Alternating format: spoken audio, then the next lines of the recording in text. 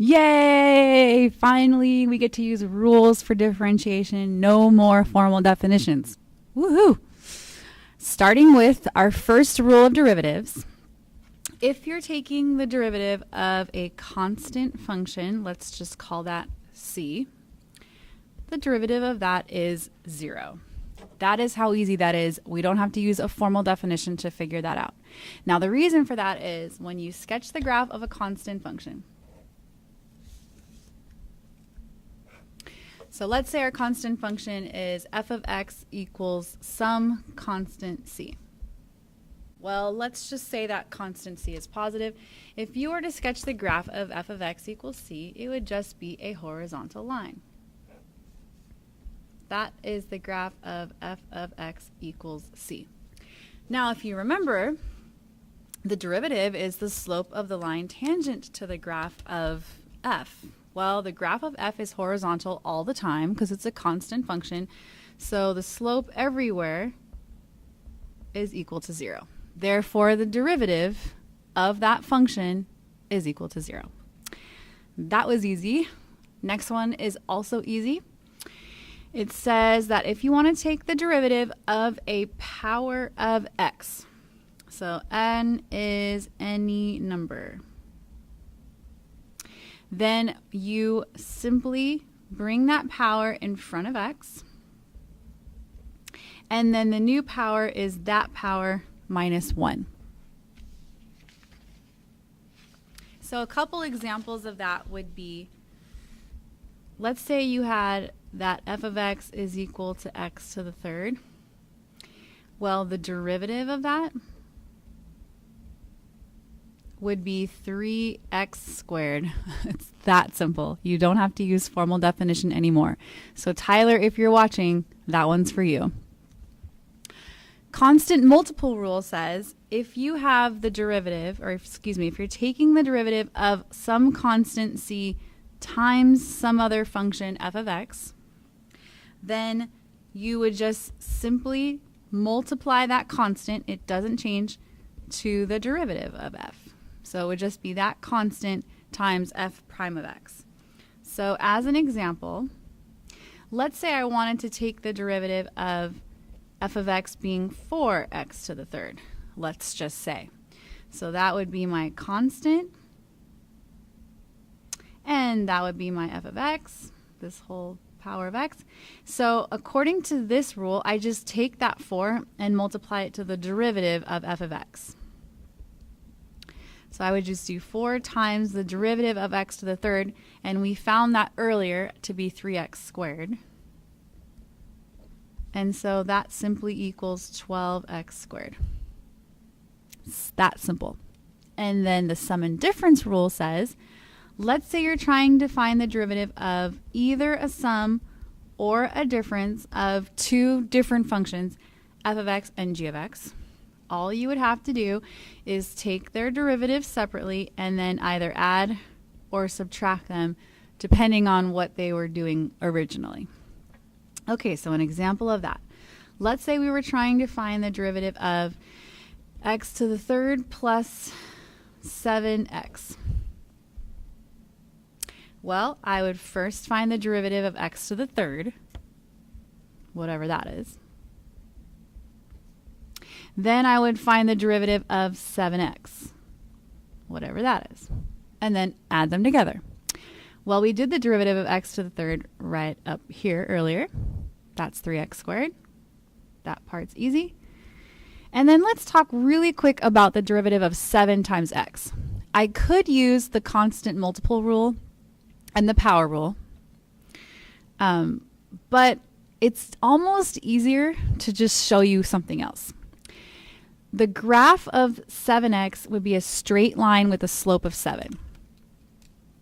So if I had to graph f of x equaling 7x, it would be a straight line with a slope of 7. The graph would look like that. And if you recall, the derivative is the slope of the line tangent to the graph of f.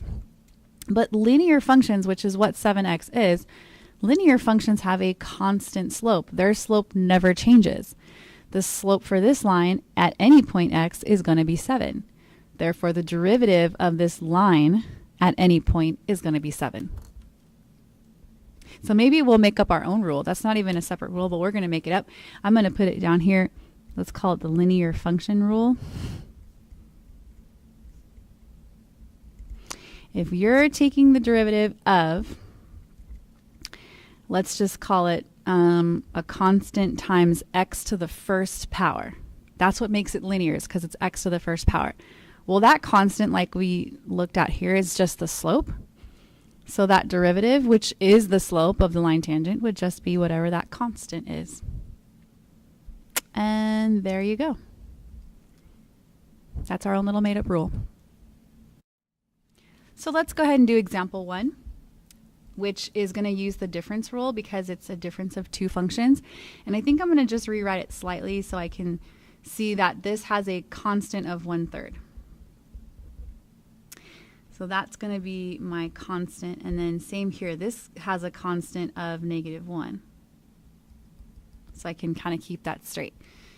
Well, the derivative of that, or I'll just call it y prime, is you take the constant, multiply it to the derivative of the function. And so we know using power rule that the derivative of x to the third is 3x squared. And then just subtract the derivative of x. And so again, we have a linear function here, which is a constant slope. And so the derivative would just be 1. So I have 1/3 times the derivative of x cubed, which is 3x squared, minus the derivative of x, which is 1. And then here, the 3's basically cancel out. So my final answer, my derivative, is x squared minus 1. Now, you might have noticed, but if not, I'll point it out, that a quicker way to do the derivative of these power functions, if you have a coefficient, instead of doing what I did here, is just to simply multiply the power to whatever number is in front. So you do 3 times whatever number's in front, and then drop the power down by 1. And then you would get the same thing. All right, let's look at this one with the negative exponents. So it wants us to find dy dx, which, by the way, is the same thing as y prime. So just little memory bubble. They mean the same thing, and so I can use it interchangeably. The book can use it interchangeably. Either one is fine. But again, I'm going to rewrite this similar to how I rewrote example 1, just so that we don't get confused. So it's 1/4 x to the -4 minus 1/3 x to the -3 plus 1/2 x to the -2 minus x to the -1 plus 3. I'm going to do the derivative of each piece one at a time and then just add or subtract them depending on whatever the symbol was.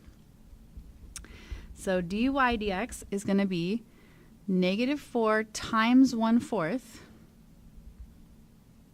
which is, well, let me write it out step by step so you don't get confused. So we're going to do 1/4 times -4 x to the -5, because you subtract 1 from the power. And then minus 1/3 times -3 x to the -4. And then plus 1/2 times -2 x to the -3. So I'm using the power rule. And then each time I'm just multiplying by the constant. Minus 1, I guess, times -1 x to the -2. And then I'm running out of room. And then the derivative of a constant is just 0. That was the very first rule right up here. Derivative of a constant is just 0.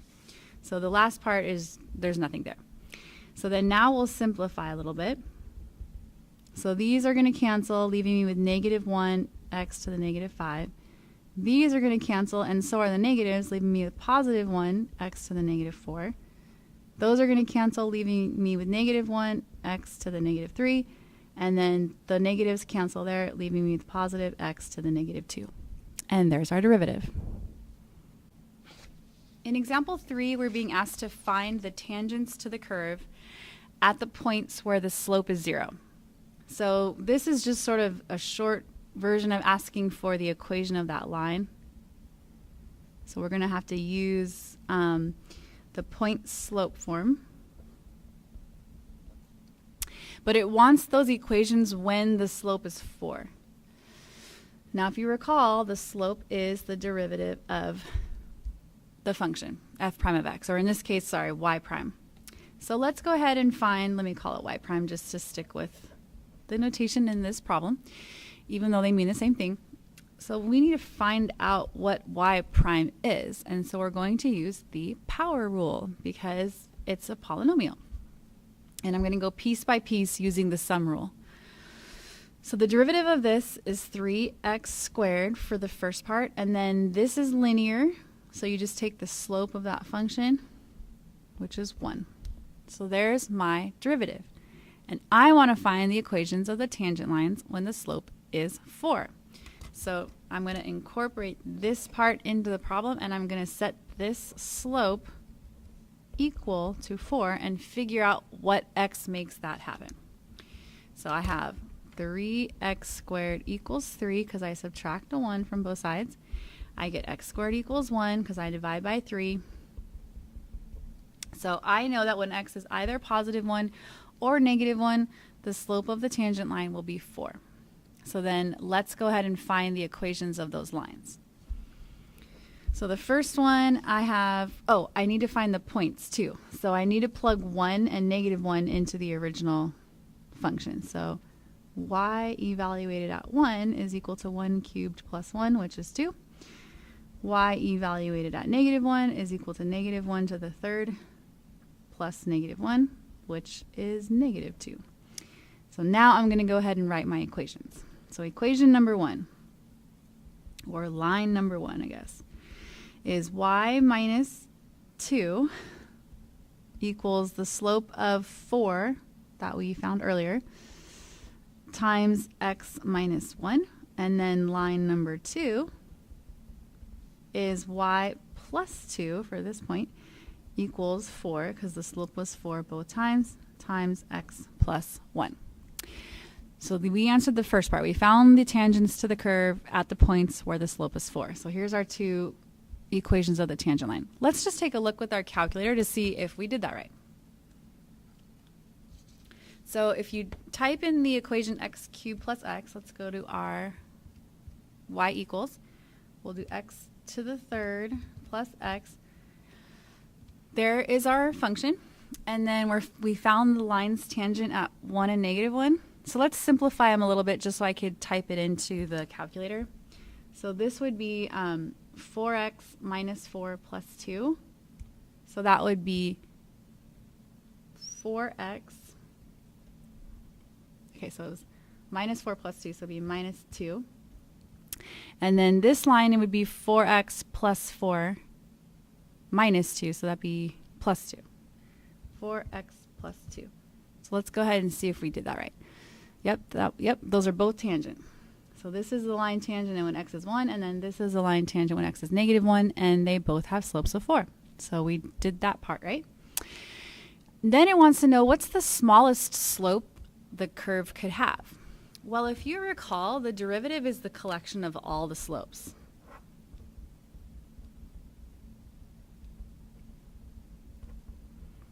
So let's just go ahead and graph it and then see which one's the smallest. So let's get rid of all this stuff. Get rid of it. We're going to graph our derivative, which is 3x squared plus 1. And it's a parabola, which is not surprising since it was x squared. And it's crossing the y-axis at 1. Also not surprising since that's our constant. In fact, it looks like that's where the lowest y value is at 1. So the smallest slope of the curve would be when the slope is 1. So smallest slope equals 1. And then it wants to know at what values of x does the curve have that slope.